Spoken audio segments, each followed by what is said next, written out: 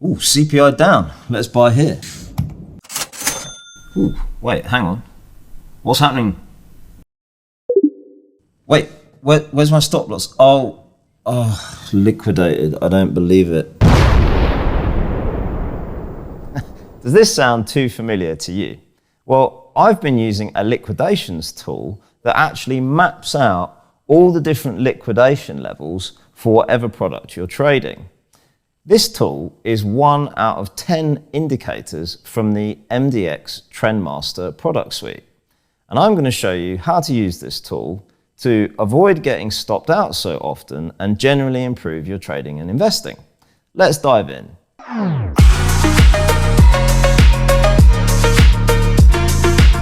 So the MDX Liquidations tool can be used for some TradFi assets, although I'm going to demo how to use this with crypto. So let's jump into TradingView, and I'm going to add this into our Bitcoin chart. So come up to the indicator menu once your account is set up, and you'll see this section, invite only. Come in here and select liquidations, and it will load all of the liquidation levels onto your chart. So how is this information useful? Well, if you just eyeball the chart, you can quickly see there are lots of these lines bunched together in certain areas. If we chuck some boxes on here, we can map out where the liquidity pockets are. Like here below current price, there's a lot of 50x and 100x levered positions for a potential longs that would get stopped out if price came down, and vice versa above price, this short liquidity pocket up here. Now, this is important because much larger traders and market makers target these liquidity pockets so that they can fill very large positions without grossly moving around the price by market buy or selling in. So bigger traders will set their limit orders in these liquidity pockets, and then when price approaches and goes up or down into those pockets, other smaller traders who have their stop losses close by, just above or below price, they'll be stopped out and they'll be forced to buy back or sell back the position they had. And guess who they're doing? They're selling that to the market makers who've left the orders in those pockets. So having this knowledge is really helpful because now we know where the liquidations are most likely to happen in these different zones. The next key piece of information is how far does price have to move from our trade entry to get liquidated? Now, the exchanges do publish this information, fortunately, and this table here is an average across all the exchanges that MDX Trendmaster use to calculate the levels in the tool plotted on TradingView. So, for example, this varies with the different leverage amounts. So let's say a conservative trader with only 3x leverage, the price would have to move 25% from their entry point for the liquidation to happen. Whereas your absolute degen on 100x, if the price only moves by a tiny 0.75%, they're going to get taken out. So now let's jump on the whiteboard and I'll show you an example exactly how this works. So now we can bring all this together and see how the liquidation tool actually plots the liquidation levels on the chart in TradingView. So here is an example of the 4-hour Bitcoin chart. And you can see here, price has come down to a 60,000K support level, touched support, and then had a pump from there. Now, don't forget, within each one of these 4-hour candles, there are all the different orders from traders buying and selling. So for example, in this 4-hour candle, there might be, say, 40,000 sellers at $67 and 50,000 buyers. And then below that, 100,000 have been bought at 66, while 20,000 has been sold also at 66. And so on, all the way within that candle, all the different orders can be seen. So the liquidation tool has an algorithm that looks at volume, volatility, and average true range of all of the order flow that's happened in the previous 500 candle look back period. The algorithm analyzes all of that, and if the order flow is above a minimum threshold, then it gets included in the liquidation calculation. And the calculation uses the table we saw before with the different leverage levels and the different liquidation price moves. So if we took an example here, let's say this trader who bought 30,000 Bitcoin at a price of $65,000, and let's say he used 100x leverage. Well, for 100x, for a price movement of 0.75%, that trader's long position would get liquidated down here, which would be a price of approximately $64.5 thousand. So the liquidation tool would then draw a line on the chart at that level, and that would be all the 100x's. And then it applies the same logic for the other leverage levels, like the 50x's, the 20x's, and it literally draws all the lines on below the current price, and also, well, up here, above price for the shorts, well, on that side. So as you go through the day and new candles appear, the tool just keeps printing on more liquidation prices as you go through the day. Hence why we saw earlier the liquidation lines start to stack up in these pockets. So now you understand how the tool works. How can we use this to gain an edge in trading?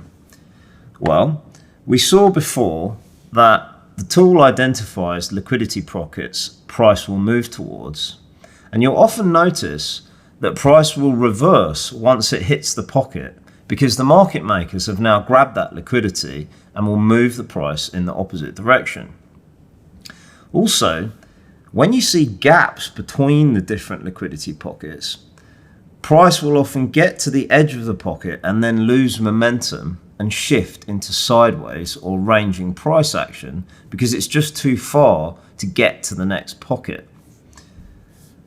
Another use for this is if you were not around due to time commitments or you just misjudged a move, but then you see price shifting from ranging to trending price action with a big pump, the tool can give you more confidence for a late entry if you can see that price hasn't yet moved all the way across that liquidity pocket. So now let's apply this to a real example on Bitcoin from a couple of weeks ago, just before the CPI inflation numbers came out and there was a big pump in the price action. So if you look at the chart here, you can see price was sitting at support. I've already mapped on the liquidity pockets. If I turn on the tool, you can see here there's obviously a pocket of 150x's and then another liquidity pocket up here. Now if I press the replay button on the hourly chart, you'll see what happened immediately after the inflation numbers came out really good. And I'll pause it there. So after the first 3 or 4 hours, for zoom in, you can see price pumped from 62,000 up to around 65 and completely took out all of those 150x's. However, here you can see there's a gap in between 65k and 66k for the next liquidity pocket above. So when I press play again, you'll see price ranges for a bit and then it jumps up into the next pocket above before it then loses momentum. Press play. And there you go. So it jumped up into the next pocket, took out most of the liquidity in there as well. And then over the next couple of days, it just ranges and goes sideways in between 65 to 67k. So there you can see how the pockets help us identify where price is likely to go, where it's going to slow down, and the gaps help potentially signal a reversal or a shift into that sideways price action. So next, I'm going to share a couple of bonus advanced features to squeeze even more value out of the tool. And first of all, let's look at the different time frames. So if you're on the daily chart or above, the tool will display the monthly liquidation levels, which is useful for doing more high time frame analysis. Whereas if you're on anything from the 12-hour all the way down to the 1 minute, the tool will be displaying the daily liquidation levels we looked at before. Next, if we jump into the liquidation menu, there are some useful extra settings. So here you can change the sensitivity, and it goes from 1 to 10. Now if you're on a lower power device like mobile phone or iPad, you could dial this all the way down to 1, and it will only bring in much less data from that candle look back period. You can also click to only show active liquidations, which focuses more on the current levels rather than in historical data, further improving load times. And you can see on the chart it's already stripped back a lot of the liquidations. There are also some aesthetic choices. You can change the colors, switch to dotted or dashed lines. You can have only long or short trades, above or below price. And then down the bottom there are some custom leverage settings. If you want to put in, like, say 125x, it will plot on the extra custom levels. And then last of all, there's another mode called bands mode. So if you select that and give it a moment to refresh, now this mode works with a completely different calculation logic, and it's quite good for ranging price action, and I'm going to cover that in part 2, so check that out later on.